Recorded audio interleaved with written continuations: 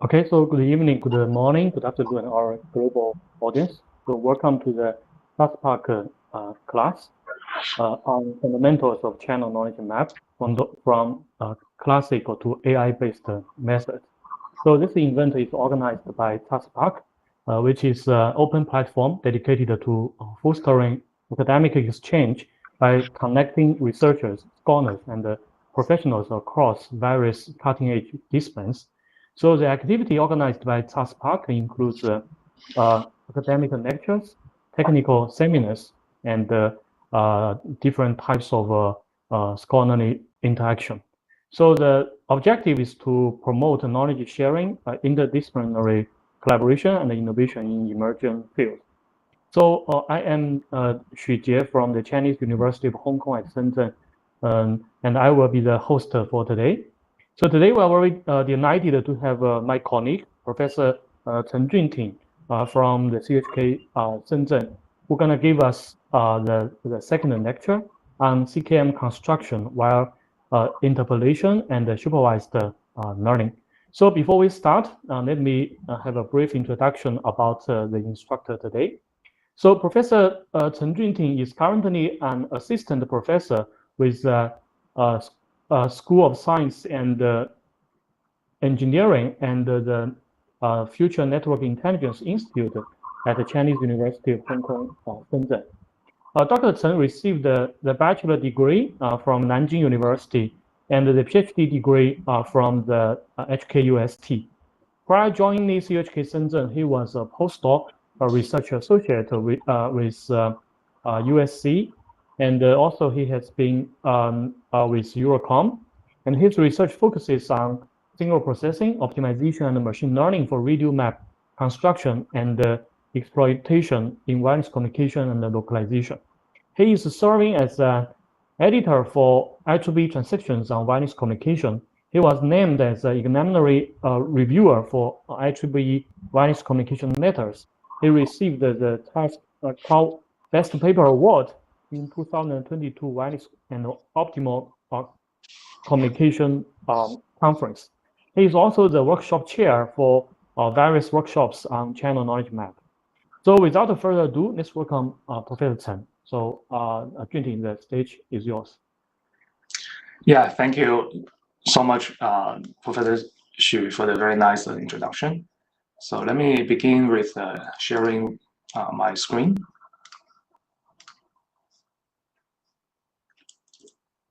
Yeah, we can see your screen now. Oh, that's great. Good. So, well, good evening, everyone. Maybe good afternoon or good morning for the audience in the other continent. So it's a great pleasure to have this opportunity to share some our understanding on CKM construction and application at the Fastpark platform. So I have been working in the field of CKM construction and application for roughly 10 years. And throughout this journey, we have learned quite a lot of signal processing tools and applied it to CKM construction and found remarkable performance. And on the other hand, we also use some engineering tricks specifically for CKM construction application and use this trick to advance the development of some signal processing techniques. So, so I feel that it is very exciting to share some interesting idea or techniques for you guys. So this is the second lecture on CKM construction, wire interpolation, and supervised learning. And as a recap, in our previous lecture, which was conducted by Professor Zheng Yong, who gave us a very brief introduction on the CKM concept. So this is just a recap. So CKM refers to mapping, right, from the transmitter or receiver location to some channel knowledge under a specific environment. So basically, it's a mapping from the location Z to the CSI Y. And it has very application. For example, it can be used for localization, right? Because CKM is a mapping from the location to the CSI. So by observing the CSI, we can infer the location. And also, we can do a lot for enhancing the performance of communication. And for example, since we already know the CSI, and probably you know the CSI in the future by exploiting some side information. We can do network optimization, we can do predictive communication, we can do channel estimation, and so on. And for this lecture, we'll focus on CKM, how to construct the CKM, right? So before we can do optimization, we first need to establish a database for this CKM. And basically, we focus on the so-called supervised learning or machine learning paradigm in this lecture, which means that we are given a set of data. The set of data is a pair of a CSI and the location. And we try to infer the CSI at the location that it was not observed. And in this particular lecture, we focus on the scenario where we don't have any environment information. So what do we do? So basically, the first step is to think of the representation of CKM. So how can we represent the CKM? Once we figure out a good representation, we probably know how to deal with the learning. So in this lecture, we focus on two types of representation. One is the environment model-free representation, which means that I just consider the data as a sample from a very complicated function, and I try to fit the function to our data sample so that I can make some prediction. And in the second methodology, we try to discuss some environment model embedded representation, meaning that I will view the data as an inference with the environment. And I try to build a geometric environment model into my data model so that by utilizing the structure of the data model, I can do a better learning and I can do a better interpretation. So associated with these two representation methodology, we'll have two main categories of algorithms. One is more classical. It is a construction as a model fitting. So basically, it is some classical interpolation type of methodology, and they are classical, and in some domain they work pretty well. So this would be the first thing I would recommend you to try. For some of the method, they already have some well-established package, so you can easily try them. So they include kriging, local polynomial regression, kernel regression, matrix tensor representation, and so on. And by knowing this trick, probably you can lift this trick to a more advanced or sophisticated machine learning model to fit this trick to your specific application. And then we'll move on to discuss construction as learning. In particular, we'll focus on learning under the environment model embedded representations so that we can build a slightly more sophisticated model to jointly infer the ready map structure as well as the structure in the environment. So let's get started. For the CKM representation, we basically, as we mentioned, that we have a few representation. We have an environment model-free representation. Basically, we can consider the CKM as structured data. For example, we can model the CKM as using matrix or a tensor. And then we also have an environment model embedded representation where we build a parametric model to also model the geometry of the environment.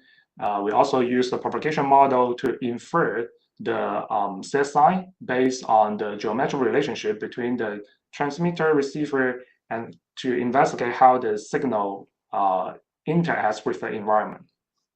And then we can also do CKM-centric multimodal representation where we can fuse multimodal data, including the vision, the map, etc., maybe also the traffic, etc., and to build a more advanced model. So environment model free representation could be generally understood using a simple mathematical model where the input is the location Z, which can include the transmitter location and the receiver location, and then the output is the CSI, which could be the path loss, resistance strength, path delay, AOA, etc. And then in this case, we don't explicitly learn the environment. So I put the environment here, which means that for each environment, you probably need to train a new model using a specific data set. So this gives a few examples. For example, for a single band multi-source RSS model, say we have two sources here, and then for each source, we learn representation for the propagation, where the propagation depends probably on the propagation distance, where the distance measure the received location, the distance between the received location and the source location, right? And then we have some propagation model. It could be parametric, it could be non-parametric. And then for the measurement, we also have some noise due to some like residual shadowing that is very difficult to be captured by your general model. Now we can also extend this to a multi-band scenario where we have a propagation model for each of the R source. And this is the propagation attenuation at location ZM. And then for each of the location, we also have the spectrum, right? So this phi k is the spectrum, the power spectrum of the source at the kth band, right? So the typical property that could be exploited includes some structural property of the propagation function. For example, the GRD is decreasing in propagation distance. And then we can also use some sign information such that, for example, the source spectrum can be uncorrelated, etc. So this is just a very rough overview for model-free representation. And later on, we will see how we can use some classical interpolation method or matrix or tensor processing method to do the CKM construction. On the other hand, we also have environment model embedded representation, and the essential idea is to build the environment into our function y equals to u of z and theta. And in this scenario, we try to learn theta from the environment.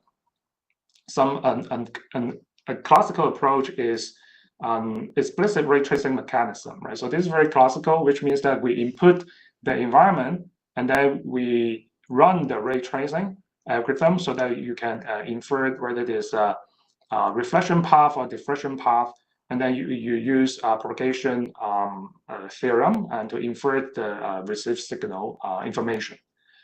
However, since in this lecture we focus on the scenario where we just have the CSI measurement at different location, so that means using this model we need to solve an inverse problem to like reconstruct the environment from the measurement data. However, this is very difficult because we are the measurement is obtained from a very sophisticated ray tracing mechanism. So an alternative approach is to use a simplified or implicit ray tracing method, which means that we use some virtual obstacle to represent the geometry property of the environment. For example, we probably don't consider reflection, but we use a lightweight virtual obstacle to block the propagation length to mimic the propagation behavior where you receive a signal that is arrived from a strong reflection and a strong diffraction. So that although you are still under non-lamp side, but then your signal is still has some good signal strength. And on the other hand, for the scenario where you are completely blocked without any strong diffraction or reflection, we can use solid virtual obstacle to block the propagation lane to mimic the effect where you are in deep failing. So using this simplified or implicit ray tracing method, we can build a very simplified environment model into the radial map structure so that as we will show later on, we can reconstruct also the virtual environment from just the received signal strength measurement data. All right, so now the first module, CKM construction as model fitting. So the general idea is that we are given a set of measurements at a few locations Zi, where I have n measurements, and at each location I have some observation U of Z, and we try to reconstruct a continuous function U hat of Z for every location, including the location that you don't have any measurements. And the general idea is that we construct a function that depends on the measurements UZI. So this is your measurement, and we need to design the optimal weight WIZ to weight the measurement. So this is a simple linear interpolation model. We can also use more sophisticated one, for example, high order model, etc. But in many cases, linear model already works remarkably well. So these are the simplest method that I would recommend you to have a try at your first step. One is the inverse distance weighting, where you choose the weights as the to be inversely proportional to the distance between the point that you want to infer and the point that you have taken measurements. Or you can use KNN, etc. And one thing that you need to pay attention to is that the weights need to be normalized to 1. And then kriging. Kriging gives an idea to a systematic method for you to optimize the weights. And it turns out that it is the best linear unbiased estimator to construct the U of Z from the set of measurement data. Although this is under some mild condition and under some several assumption. And this also requires us to have some statistical prior of the data, and we will discuss this later on. And in some contexts, kriging is also known as Gaussian process regression. So the general idea is that first we obtain some statistics. This is what I mean, what I refer to as the statistical prior. And then we derive an estimator by minimizing the variance. So there are multiple versions of kriging. So let's just talk about the simplest one, which is called the simple kriging. Given a set of measurements, we'll construct a model like this, where yi is the CSI we measured, and lambda I is the weight that we want to measure, optimize. So the kriging model will try to construct model F in terms of location Z just from n measurement data, right? And then the optimal, and then the weights lambda I will be obtained by minimizing the MSE between our model and the true one. So to compute the variance, we need some prior information. And this prior information is called semi-variogram. So we will see that later on. So the kriging problem will need to determine the weights by solving this mathematical optimization problem. So this is the variance, so which is the expectation f hat of z minus fz squared. And then we also usually impose a constraint so that we sum the weights to be 1. To solve this problem, we can simply follow the standard convex optimization approach, where we form a Lagrangian function, and then we set the Lagrangian, the derivative of the Lagrangian to be 0, and then we will arrive at linear equation by examining the KKT conditions. And by computing the variance, by computing this Lagrangian function, it turns out that the derivation will lead us to computing the covariance of the CSI between the measurement location Zi and the location that you want, and the test location Z, and also compute the covariance of the CSI between any two measurement locations Zi and Zj. So this requires us to first establish a semivariogram, which computes the covariance between location z plus v and location z. So this is the prior information that I mentioned before. And it turns out that this prior information can be learned from the data by using some MIMO assumption. For example, we need to assume that the propagation field is stationary so that we can easily learn this semivariogram. Now, once we have this semivariogram, then these quantities are known. So we can easily solve this problem, this linear equation to obtain all the weights. And this is the Christian method. So to summarize a little bit, there's a closed form, the semivariogram, gamma of v can be constructed empirically from the data. And then there's also a closed form expression available to estimating the variance of the Christian. So the variance of the Christian will refers to the uncertainty of your estimation. So this quantity can be used for you to optimizing the sampling location. For example, you find certain location has a larger variance. That means you are not very certain for the performance, for the interpolation performance of that location. Then you can allocate more sample points to that region. One downside for Christian is that the complexity could be high for dense measurements. The complexity is n to the power of 3, and the overall complexity is linear to the number of inferred location, the test location. And some limitation also include the fact that some spatial stationarity and homogeneity need to be assumed. And we also have some variance. Apart from simple Christian, we also have ordinary Christian, which does not assume the mean of the propagation field is constant. And there's also universal Christian that handles the case where the mean is also varying and unknown. And to solve this issue, we will use the so-called local polynomial regression, which also works remarkably well in many scenarios of CKM construction.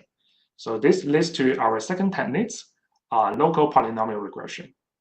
So say we have a bunch of data like this, and if we want to fit a linear function for this data, we'll get a line like this. So this is called linear regression. However, we can also use some non-parametric model to construct a local linear model, which means that we don't use a universal model to fit all the data. Instead, for each location that we want to infer, or for each test location, we fit a model specifically for this test location. So say I want to fit learn to predict the CSI at this location C, then I will construct a local linear model like this, like the dashed line. And the parameters of this model will be learned from the local data, from the data nearby. So this gives us a so-called non-parametric model, which means that for each of the location that you want to infer, you need to learn a new model. And it turns out that although the model can be very simple, it could be just a linear model, it can fit the data pretty well when the data has irregular behavior. So this is called local polynomial regression. And the key idea, the key thing is that we need to fit a model for each of the location, and this model is trained, it is obtained by minimizing a cost that is penalized by a windowing function. So as you can see here, this is just a least square cost, where yi is our measurement, f, zi, theta is our model that we want to fit. And then this way, wi, z, measure the weight between zi, the data samples, and z, the location that you want to infer. So by saying a window function, you can imagine that it is a wave function where the closer the larger the weight. The further, the smaller the weight. So this wave function can be usually, so there are some common choices for the window function or the wave function. That leads to the idea of kernel, right? Because we sometimes just refers the wave function or window function as a kernel function. So basically, the kernel function is something like this. So it takes the maximum value at 0 at the central point, and then start to decrease. And also the kernel function is also symmetric. So this leads to another type of technique called kernel regression. And the kernel regression simply try to fit the data to a model like this, where W is a so-called kernel function. It computes the weights between two positions, where Zi is the position of the measurement location, and Z is the position of the location that you want to infer. And then AI is the coefficient that we want to compute based on our measurements. So kernel regression will use, can try to find the coefficient by minimizing certain cost function. And this cost function may be one of the most popular ones, where it minimizes where it equals to the least square cost plus some regularization. So it turns out that under some mild condition and mild assumption, then the optimal weight A is given by this simple formula. So as you can see here, that the formula is easy to compute, except that if you have a lot of data where n is big, then you need to construct a very big matrix, W, which is n by n, and you need to invert big matrix. So at this point, you can observe that the kernel regression at least look quite similar to Kriging in terms of formula of finding the waves. And indeed, Kriging can be represented by kernel regression by constructing a proper kernel function.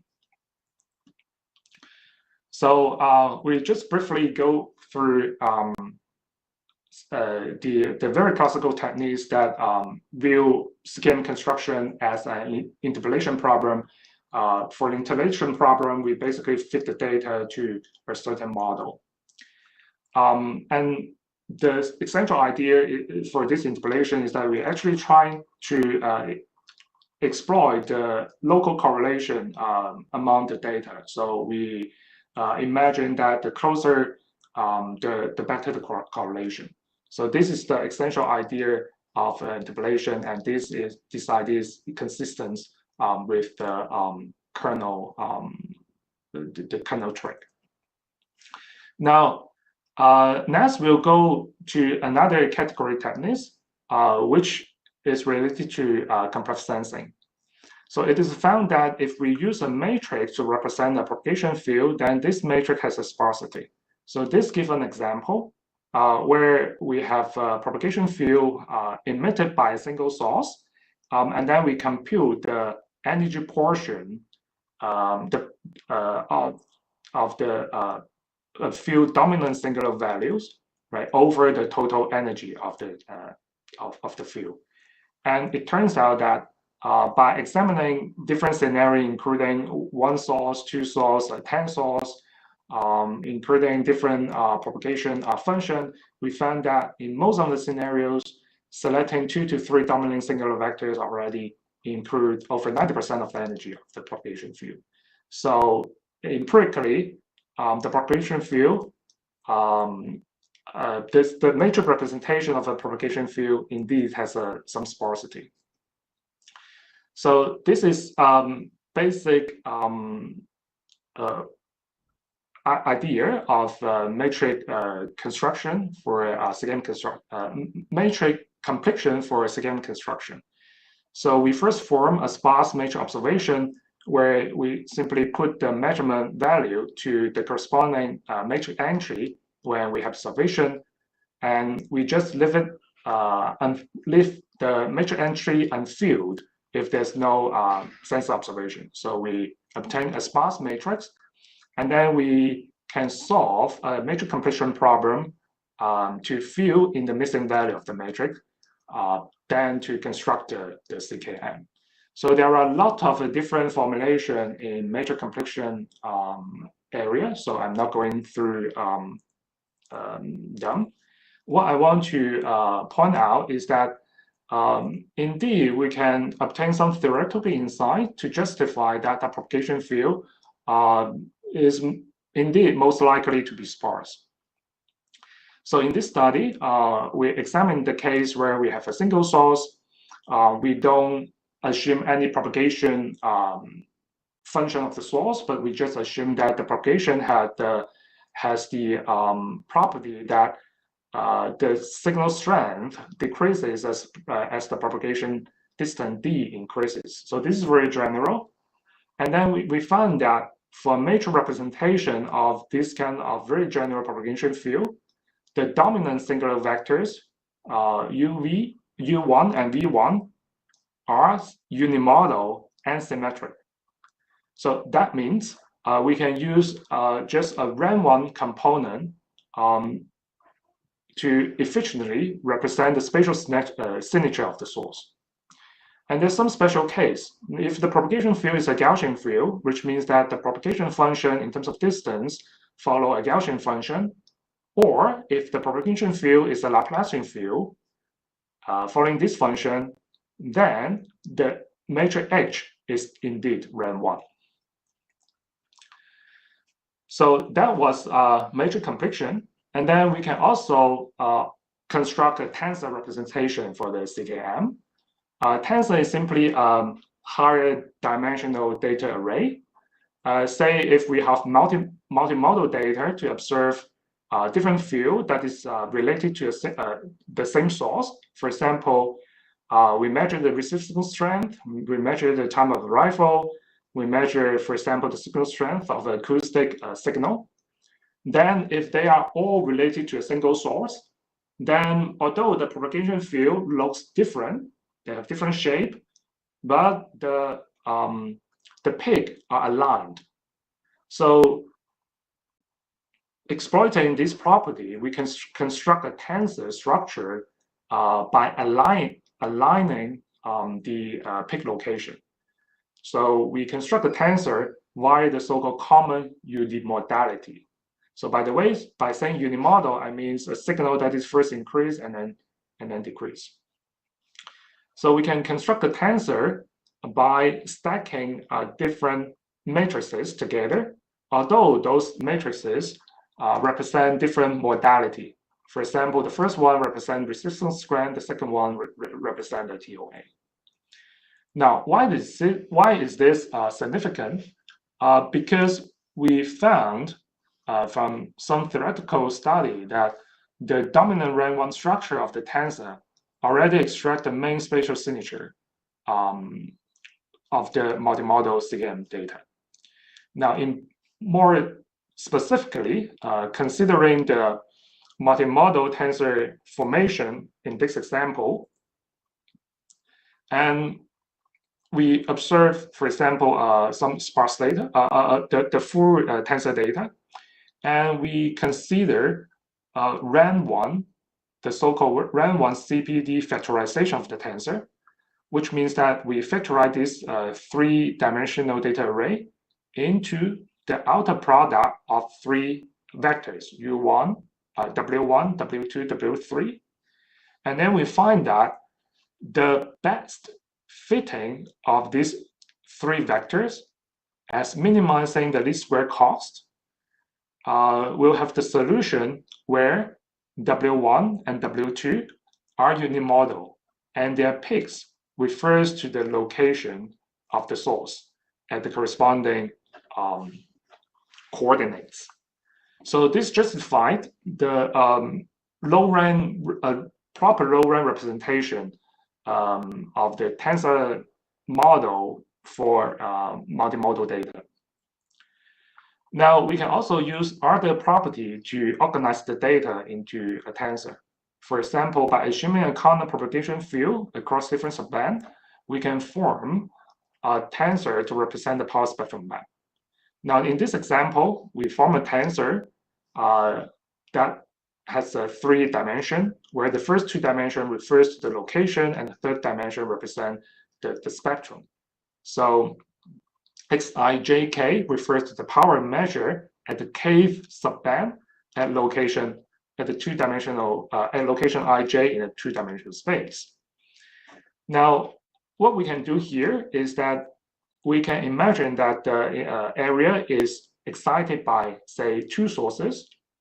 And by assuming the source follow the same propagation across a subband, we can factorize the tensor into a matrix vector product. So this 3-dimensional tensor will be an outer product between this propagation field, which is common for all the subbands, multiplied by the spectrum. And since we are considering multiple sources, so the tensor can be considered as the aggregation of these components. And in addition, if we further assume that the propagation field has low rank, which was justified numerically and with some theoretical intuition just now, we can further factorize the matrix into an outer product of a few rank 1 components, where A1 is a tall matrix that contains just a few columns, and B1 is a fat matrix that contains just a few rows. So that we can now find a low rank representation of the matrix. And the benefit is that we just need to use much fewer parameters to reconstruct a 3D data array that contains a lot of parameters. So here we provide a third idea to form the data into tensor.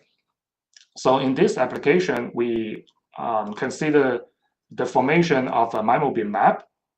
And in this MIMO beam map, we want to infer the beam strength at every location in a 2D scenario. So let's say we are interested in this 2D scenario, which is indoor, where we have a wall that can reflect the signal. And we also probably have some blockage. Now we have a few different choices of tensor formation. For example, we use 2 dimensions, y and z, to refers to the location, the physical location in a 2D area. And then we explore the 3rd dimension along y for the beam ID, right? Each beam refers to an energy pointing to a different location. Now, if we use this, we'll find that it is very difficult to learn the structure of the tensor, because different layer will have completely different structure. But if we transform the spatial coordinates from Cartesian coordinate to from a Cartesian system to a polar system, then we can see a very nice structure, in the sense that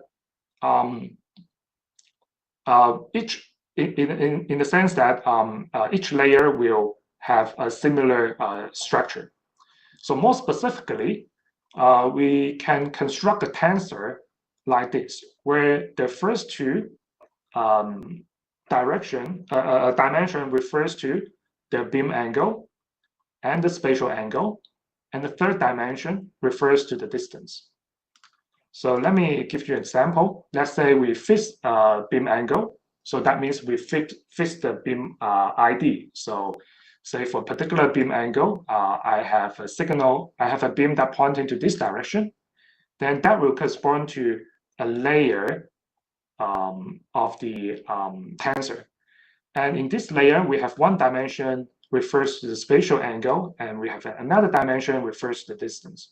So that means from these Cartesian coordinates, we can convert x and y in the Cartesian system into rho and theta, where rho refers to the distance, rho and phi refers to the spatial dimension. Now, by doing so, we don't change anything, but we just do a coordinate transform. But the good thing is that the corresponding pattern will, from the frontal slide, meaning characterizing the beam angle and the spatial angle, would have a very nice toplet structure, which looks like this. And this structure is similar across the third dimension, across the distant dimension. So using this observation, we can factorize the tensor into the outer product of the propagation field phi theta, which has a toplet structure, and the attenuation factor CR, which refers to the distance, and which refers to the signal attenuation. So by doing so, we actually construct a low-rank structure of the tensor, where we just need the few parameters in SR and a few parameters in CR to describe the high-dimensional tensor.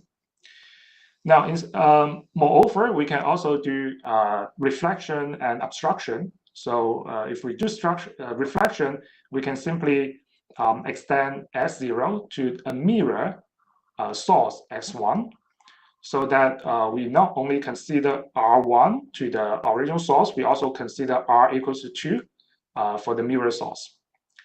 And also, if we have an obstacle here, then the obstacle will destroy the toplet structure a little bit locally. So in the end, for most of the entry, you still have a toplet structure. So that means the price of learning a complicated propagation scenario due to obstruction is not that high, because most of the entry still follow the toplet structure. All right. So the idea of so once you formulate the tensor structure, no matter you are using toplet structure or this so-called CPD structure or this multimodal tensor structure, what you do is that you simply construct some fitting problem, for example, using a least square cost, and fit your data to this structure. And then you can fully reconstruct the tensor from sparse measurements. So let me pause here a little bit and make a comparison between conventional interpolation method and matrix and tensor completion method for CKM construction. So the philosophy is different. As we mentioned before, for interpolation, we will try to exploit the local correlation. And for matrix completion, we'll try to exploit the global structure. The reason that interpolation exploit local correlation is because of the kernel function, right? We try to give more weights for the measurement that is close by. The reason that matrix or tensor completion is for global structure is because of the multilinear model structure like this. Each of the parameter will depend on the global data. So as a downside, the interpolation method does not perform quite well for highly non-uniform samples. So they prefer uniform samples. On the other hand, for matrix completion method, they will have the so-called identifiability issue, which means that they need to have at least a few portion of samples. So if the sample, the size of sample is too small, then it does not work well. So this shows where the matrix completion method breaks, where the number of samples is very small, then the matrix completion method can work very, very poor. And another error source will be the discretization error, right? So we need to balance the choice of them. So if n, the number of rows is too small, then we'll have a large discretization error. However, when n is large, then we probably run into the identifiability issue, where the complete matrix completion is failed. So we are thinking of the scenario where we can join interpolation with matrix completion for CKM construction, right? Because this is very natural for CKM construction in the sense that for measurement, the measurement trajectory is usually spatially sparse. Like in this scenario, we have 30 kilometers area. Then we just have a few measurement trajectory. However, along the trajectory, the measurement can be very dense, which means that we have a lot of measurement, where n, the number of measurements, is very large. And this will incur the complexity issue if we use interpolation method. So an idea to join interpolation with matrix completion is the following. So option one, you can use interpolation to enrich the data set, and then you do matrix completion. Then you can avoid the identifiability issue. Second, we can use interpolation as a prior for matrix completion, so that we can do iteration, right, between matrix completion and interpolation. So the idea is simple, but the fundamental issue is, first, where to interpolate. Second, how may the uncertainty from interpolation may affect the matrix completion. And third, how can we add interpolation as a prior? So to answer the first question, where to interpolate, we can borrow some well-known methods from the image processing literature, where we have the so-called leverage score, which is computed using the eigeninformation of the matrix to complete. So let's say we want to complete the matrix X, and we already have some prior information of X, in the sense that we know the eigenvalue, singular value, and singular vector. So we have some formula to compute the sampling probability for the matrix entry I and J. And then you can set a threshold for property for Pij is larger than some threshold. We take a sample, otherwise we don't sample. So it turns out that this kind of leverage sampling will suppress the performance of uniform sampling over 50%. However, it turns out that while it works in other domains, in compressed sensing, it does not quite work well for CKM construction, right? Because if you compute the leverage probability Pij for a propagation field that consists of two sources, then you see that there are pseudo images here, which encourage you to sample this location, but where there's almost nothing in this location. So we find that through some theoretical study, we find that probably we need to modify the leverage sampling score by the energy a little bit. So we come up with this formula where we weight the leverage score Pij with the energy Hij and take the square root. And this will lead to this energy-based sampling, and which turns out to deliver a better sampling efficiency. So that answers the first question, where to sample. And the second question is, how may the interpolation error impact the matrix completion? So we have two ideas to solve this issue. One is we can formulate uncertainty-aware matrix completion, right? So the conventional matrix completion is to minimize this nuclear norm subject to Xij, the variable, equals to the measurement Hij hat. However, if with interpolation, Hij hat comes from may not come from measurement. It may come from interpolation, right? And then interpolation may incur some interpolation error, which turns out that could be computed, right? So once you know the interpolation error, we can form a so-called trust region, so that we can extend the matrix completion into matrix completion that is aware of the trust region. Another method is the weighted alternating least square, where we weight the measurement by the uncertainty, by the inverse of the uncertainty. Now, it turns out that using this uncertainty-aware metric completion, we can work very well.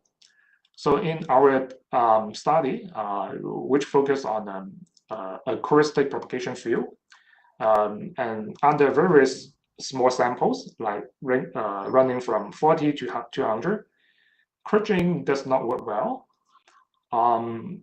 The local polynomial regression was slightly better than crunching. Some metric completion with some heuristic engineering was slightly better. However, if we first do interpolation and then do uncertainty-aware completion, we can do much better. We can save half of the number of measurements under the same reconstruction performance. Now, the third question was how to add the interpolation error. Basically, we want some interaction between interpolation and metric completion, right? So under this scenario where we want to reconstruct propagation field under the so-called CPT structure, we can formulate interpolation and metric completion like this. Now, first of all, we can construct an interpolation model for each of the location that we want to interpolate. So this is a local polynomial regression model where for each location we'll construct second order model. Of course, you can also do first order, it does not matter. And then we can construct a least square cost to fit the model, where this is the measurement data, and this is the model you want to fit, and this is the window function that you need to optimize a little bit. And this function is represented by this symbol. So this is the cost function that learns the interpolation model.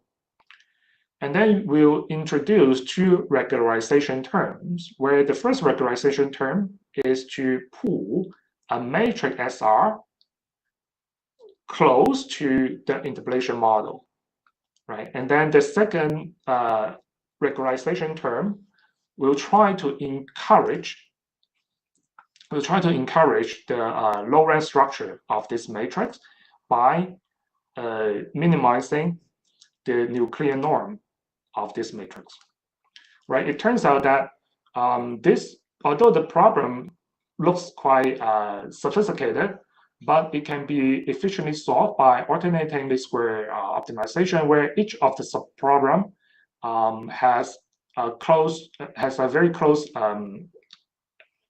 nearly has a closed form solution, right? And then it turns out that indeed it works very well, and it can achieve more than 10% improvement for all kinds of measurements. And it also outperforms sequential processing, whereas for sequential processing, it means that we first perform interpolation using thin plate spline interpolation, and then we do metric completion, right? And then if we do iteration between interpolation and metric completion, you can do slightly more better. You can achieve 10% performance than doing interpolation, then metric processing in a sequence, in a sequential way. All right, we spent roughly 40 minutes to 50 minutes to talk about interpolation because it contains a lot of very useful idea, and in many cases, in many simple cases, they work quite well. And of course, we can do much more based on the basic techniques of interpolation. So if for your specific CKM construction where you have a more sophisticated scenario, people have developed some path to lift the model fitting to learning. For example, we can incorporate more prior information or more structure through designing regularization and put the regularization into the cost function when you do model fitting, right? And then you can like do more learning for the problem just based on the core concept of bridging, kind of regression, local polynomial regression, matrix completion, etc. And then we can also do model selection or hyperparametric training for for some complicated scenario. And we can also do feature engineering and representation learning, so that you can develop a more powerful machine learning tool based on the core concept from this classical interpolation idea. So next, we will now of course there are more paths for CKM learning. For example, there are a lot of techniques discussed in the literature, and those techniques may originate from image processing, video processing, computer vision, multimodal vision, fusion, etc. In this mini course and in this section, we'll focus more on CKM learning under the environment model embedded representation, right? Because as I mentioned at the very beginning, our problem is very simple. We are just given a data set where the data set just paired the CSI with the location. We don't have any environment information. So that was the setup for today. So the idea for model embedded learning is that based on the model embedded representation, we try to jointly learn the mapping and the geometry structure of the environment. And we hope that by understanding the geometry property of the environment, we can work more efficiently in reconstructing the CKM. Right? The motivation is really the curse of dimensionality for CKM construction, right? Because in many scenarios, the spatial degrees of freedom can be 6, where the location Z consists of the transmitter location and the receiver location. So both can have a spatial degree of freedom of 3. So in reality, it's very difficult to collect enough amount of data that can like fill uniformly in this 6-dimensional spatial space. So that's why we will need some environment model to be embedded into our learning model. So as I mentioned before, if we use a sophisticated ray tracing mechanism, then it is very difficult to build a model. So what we can do here is that we focus on the effect or on the virtual environment that is seen by the operating radio of CKM. So the essential idea is that our goal is not to reconstruct a visual environment captured by the visible light, but to try to visualize an equivalent or a virtual environment that leads to CKM representation that is within some error tolerance. So the idea of placing the obstacle or the object in this virtual environment is not to be aligned with the visual part of the environment, but to align with the semantic electromagnetic meaning of how the surrounding may affect the propagation. So we can do the following, right? We can construct a simplified ray tracing environment model, just like what we shown here in this picture. And then we do some learning model to capture the residual effect, so that from end to end, we can fit the data Z, Y well. And the differences between the two boxes is that in the simplified ray tracing model, we will put more hope to reconstruct a set of parameter H that has a physical meaning that describe the geometry of the virtual environment.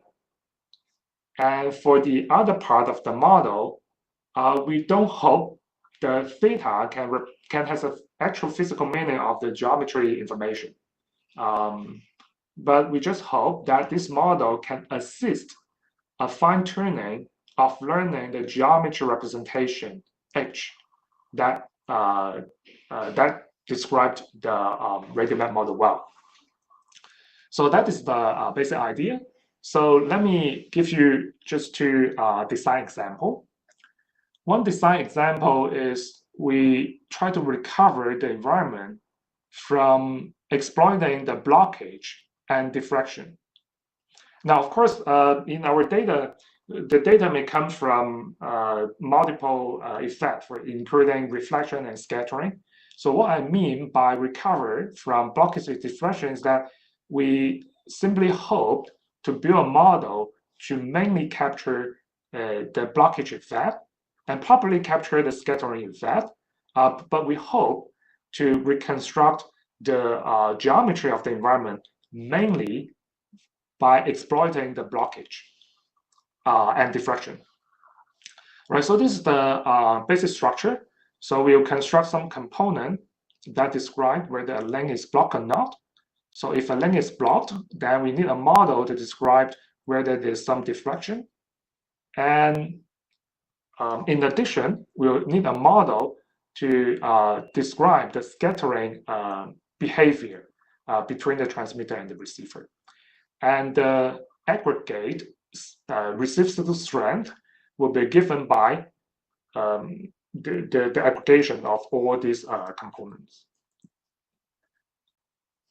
So, for example, for diffraction, the idea is to design some model to approximate the diffraction mechanism. So we look into the literature, and we found that the most efficient way to compute the diffraction effect is to use the so-called Vogler method. So basically, for this scenario where we have a transmitter, we have a receiver, and the direct link is blocked, then it is still possible that the radio propagate through the tip of these buildings.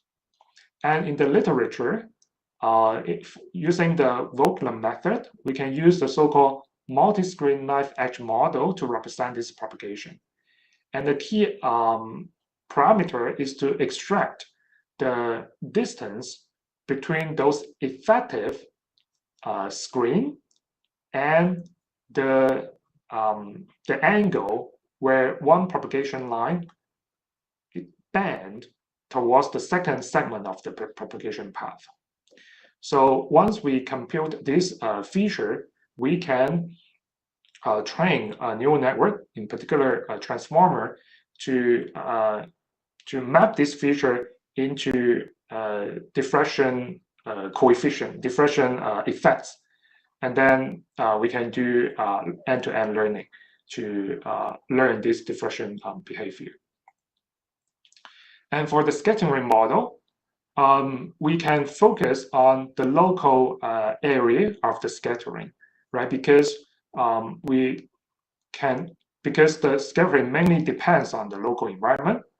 Now here we illustrate 3 pairs of propagation, and then in this particular example, I want to illustrate the fact that if the surrounding environment looks almost similar in these 3 transmission pair, then the knowledge learned from one pair can be transferred to predicting the channel in the second pair and the third pair. So that's inspired us to use the so-called rotation invariance and scale inversion property in the propagation to learn the common propagation mechanism or the common scattering mechanism for our model. And with this, we can use the data more efficiently.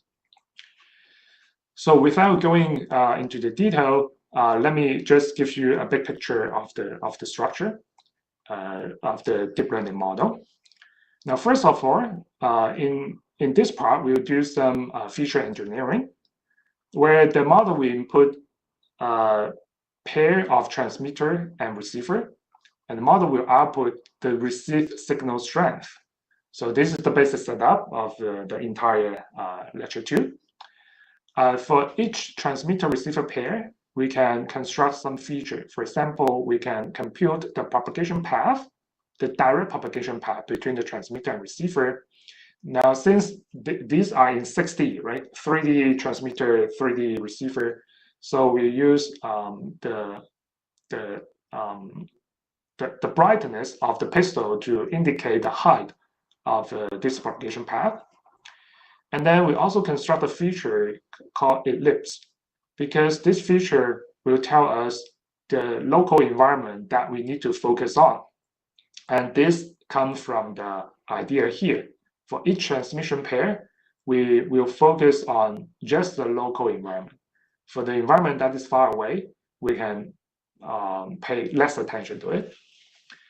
And then the focus here is to learn environment representation. Now here we represent the environment as a matrix where the pixel represent the location and the brightness of the pixel represent the height of the virtual obstacle. So this matrix describes the 3D structure of the environment. And this matrix is unknown and need to be learned by the network. So the basic operation here is that we input this structure and then do operation between these two, then we will know which virtual obstacle will affect the propagation, properly block the propagation or properly not block the propagation. Now for this operation, these two operations, we will know which scatters will play an important role that affect the propagation of this transmission pair. And then we have 3 branches. The first branch to determine whether there's line of sight on the left side, to determine the propagation for the direct path. The second path determine propagation of deflection. The third path we'll use some rotation, scaling, and salient structure to try to infer the scattering. And in the end, all these 3 parts will be added together and to be supervised by the training data. And so the idea is that we hope throughout the training and the back propagation, we can tune the geometry of the environment represented by the matrix H such that we can reconstruct the environment. And by reconstructing the environment, we can encourage this model to make a more efficient prediction of the radial map, of the radial propagation in 6D. So it turns out that indeed, the embedded environment can be recovered. So this part is to recover based on only the deflection branch. And this part is the recovery based on all the branches, including the LOS branch, the deflection branch, and the scattering branch. And it turns out that all these branches can have a good impact on tuning this environment parameter. So given the time, so let me give you another example. So design example is try to recover from a single reflection. So the idea is similar, except that now when we build a virtual obstacle, we not only need to learn the height of the virtual obstacle to determine whether there's blockage or not. We also need to learn the orientation of the virtual obstacle to determine whether the reflected signal can reach the user. And the design idea is similar. We need to solve the challenge to learn these parameters. For example, given a transmitter Tx, right, and then the signal from transmitter here may not reach the signal Rx2 here, right, and because of the blockage, but then the signal here can reach the receiver at this location. So this more complicated propagation scenario. So the challenge here is to construct some geometry trick to simplify the representation such that we can solve the reverse problem to find out the height of the virtual obstacle and the orientation based only on the received signal strength measurement for all the MIMO beams. So this is the overall structure. As you can see here, it looks similar to the previous one, except that it is more sophisticated. For example, we need to pre-process not only the pattern for the direct path, but also the beam pattern, right? So this actually refers to the MIMO beam. We assume that each MIMO beam will have a certain beam width. And also this is an ellipse mask that we have already seen. And for the virtual environment, we not only need to learn the height of each virtual obstacle, but we also need to learn the orientation of each virtual obstacle. And then the design mechanism is similar, where we try to use some propagation theory and to design a specific deep learning model to mimic the propagation theory. And this is some results where this is the environment, and we can fully reconstruct the environment and also the orientation, also the angle, where the arrow represents the learned or the reconstructed orientation of the virtual obstacle. Yeah, it turns out that by learning the geometric model, we can do much better as compared to, for example, radio UNet or other deep learning based methods. Although the comparison may not be that fair, because for those models, they don't try to reconstruct the environment. But the idea here is that when we build a physics model inside the deep learning model and try to incorporate those physics rules, by reconstructing the geometry of the environment, we can be more efficient in reconstructing CKM and make predictions. All right. So in the interest of time, so let me pause here and make a summary. So in this mini lecture, we basically do two things. One is to examine the representation of CKM. So we talk about model-free representation, where we don't try to infer the geometry of the environment, but we try to learn the basic rules of the basic phenomenon from the data that give us some idea to map the location to the CSI. And the other direction is to use environment model embedded representation, where we try to imagine that there's an environment in between. When you give me a location, I need to figure out how the signal propagate in this within this environment to generate the signal that may match with our training data. And then for the first part, we discussed some representative classical method, including kriging, kernel regression, etc.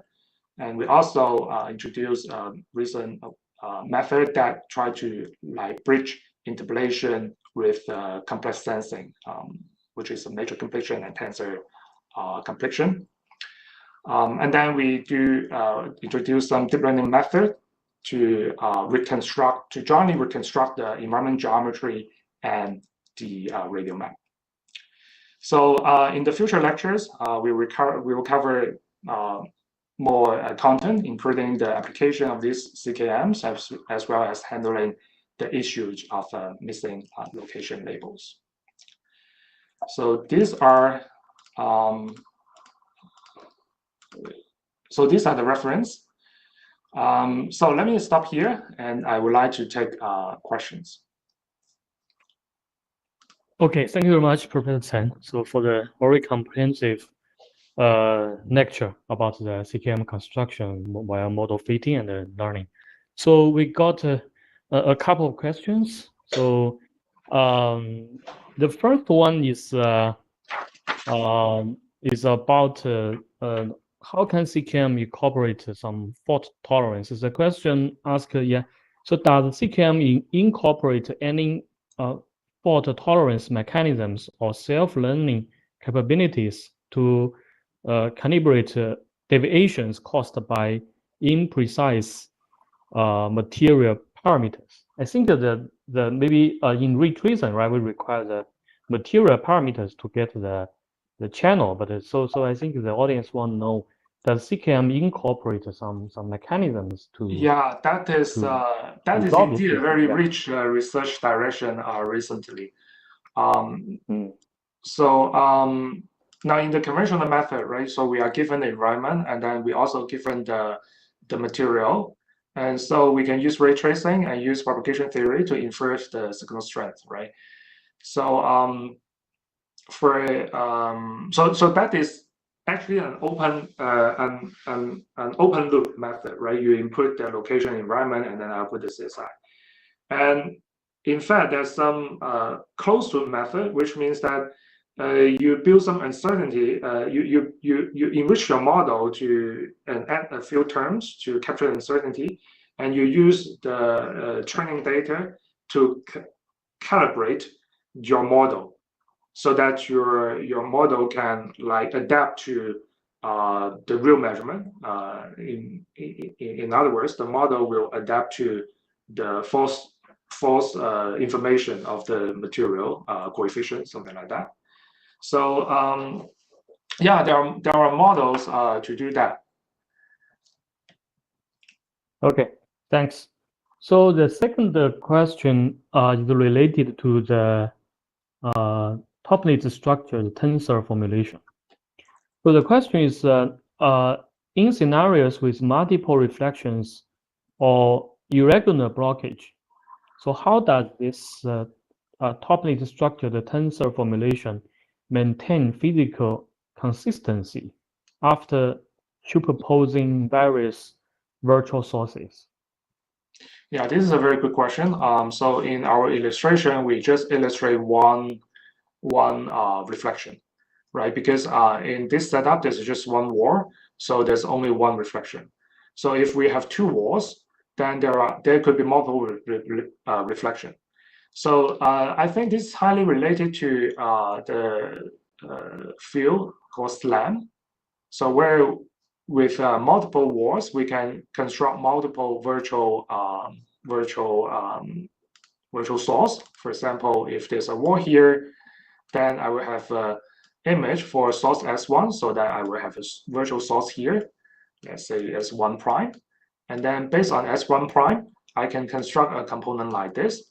So then I can like incorporate all the components together. So then this number of source R will be added by 1.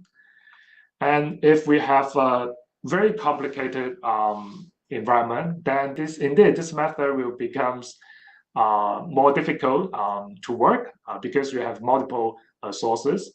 And well, but I want to what I want to emphasize is that for each source, you still have your own toplet structure.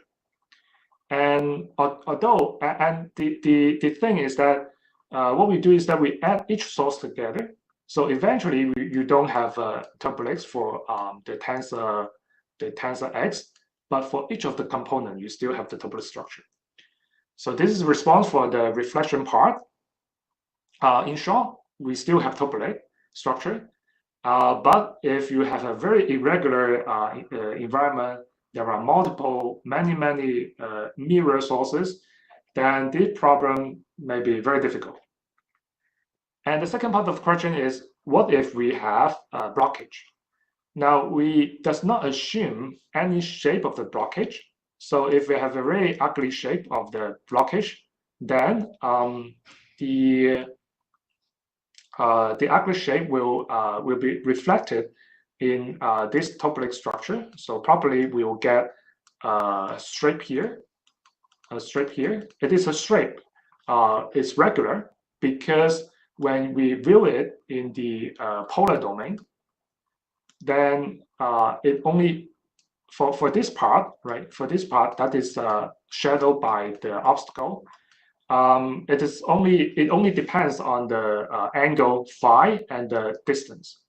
So that means for given a layer, which is fixing the distance d, the shape is regular, is rectangle, but the location and width of this rectangle across layer will be slightly different.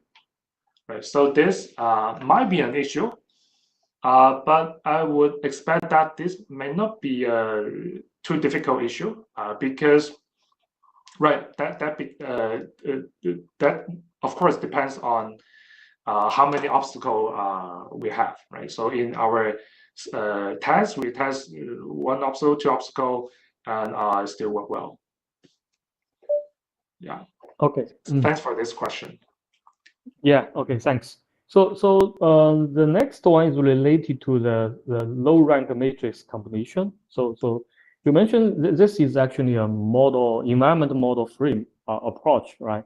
So the question asks how can we incorporate the environment side information such as the same geometry into the for example the low rank matrix combination framework?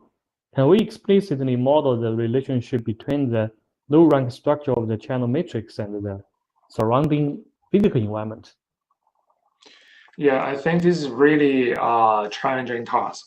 So far, I see some paper working on matrix completion under blockage scenario, and then we just use low rank property and reconstruct the matrix, regardless, not using any modeling effort to like incorporate the geometry into matrix completion. In general, I think it's doable, but it will need ray tracing, right? Because to like incorporate environment information, you basically hope to divide the area into a bunch of sub area, where some area is line of sight and then the other area of the left side. And basically, you would like to use, for example, matrix completion for the line of sight region and then other method for the non-left side region. So in principle, I think it is doable.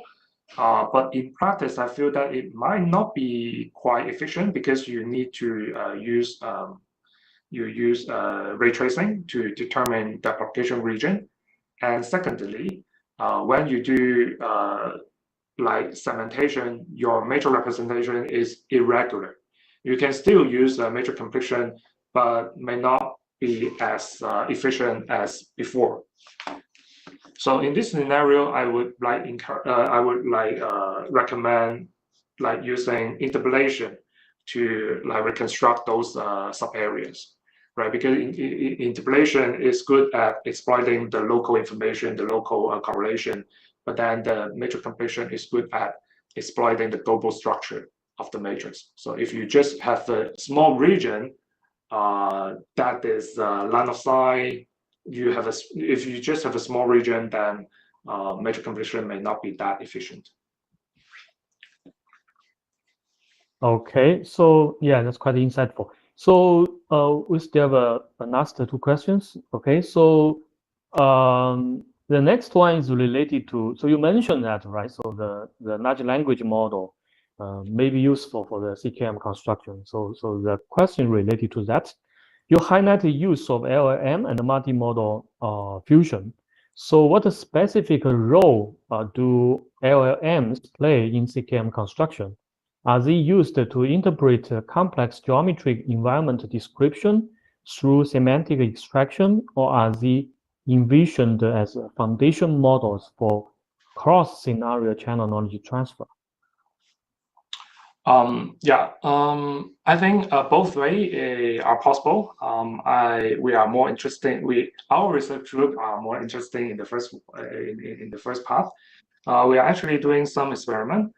So MMM has its own good structure. For example, it uses the transformer structure, and you input a sequential token right into the transformer, and then you can make prediction to the next token. And that will have some relation with the propagation, where if you examine the propagation path, it can interact with the nearby scatters, and then interact with the next region of the scatters, and eventually reach the receiver. So the mechanism is has some correlation, has some relationship. So we are trying to like exploiting this structure to design some physics-informed way to use LLM as a predictor or as a CKM constructor. So in particular, we are looking at how to like use LLM to map a city map into radio map, reciprocal strand map, etc. And we found that it is not quite straightforward. First, as I mentioned, that we need to design the token carefully, design the propagation mechanism, the way that we exploit the propagation mechanism carefully, so that this physical mechanism is consistent with the LLM mechanism, that is sequential based and token by token based.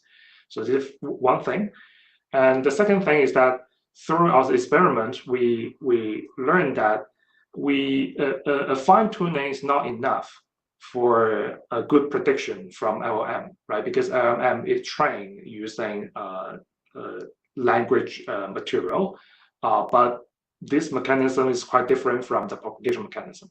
So it turns out that we found that we need to fully train the LLM, but under the initialization of the pre-trained LLM.